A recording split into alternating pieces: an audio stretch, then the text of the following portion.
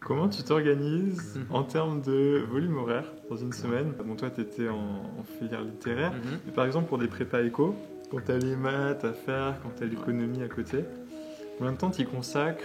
Est-ce que ça vaut le coup de travailler en première année aussi? Parce que pour le coup, dans nos filières, c'est assez courant de laisser de côté la culture G en première année.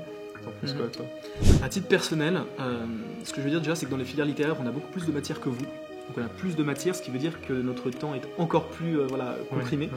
Je dirais qu'il faut que ce soit quelque chose d'un peu plus organique. Il ne faut pas se dire que je vais le travailler dans des séances de travail. Ça, pour le coup, je pense que ça marche assez mal. D'ailleurs, j'ai un ami dans ma prépa qui était très très fort, le major de tout ce que tu veux, très très fort. Et je pense que l'une des erreurs, puisque il n'est pas rentré à HEC pour ça, l'une des erreurs qu'il a faites, je crois, c'est qu'il a fiché un manuel de culture générale.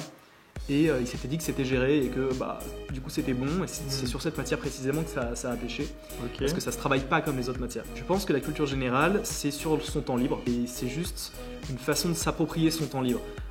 Aller au théâtre, regarder un film, regarder une belle série, aller à un concert, écouter un opéra, je sais pas, tout ce que tu veux, toutes ces choses-là, pour moi c'est pas dans le temps de travail. Parce que déjà psychologiquement, sinon tu vas dire oh là, faut que je bosse la CG, donc dans ta tête ça va être il faut que je bosse, donc ça va être très dur. Que ce soit sur ton temps libre, sur le week-end, la semaine, tu bouquines. Moi je sais qu'il y a plein de façons en fait de se l'approprier. Moi je sais que je m'endormais en écoutant Moby Dick de Melville, en audiobook, parce que voilà, ça me permettait de rêver un peu avant de dormir. Il y a plein de façons de rendre les choses hyper agréables. Donc je pense que ça ne demande pas à être travaillé sur la partie connaissance. Sur la partie méthode, pour le coup, ce qui est important, c'est de s'entraîner assez régulièrement à faire des plans.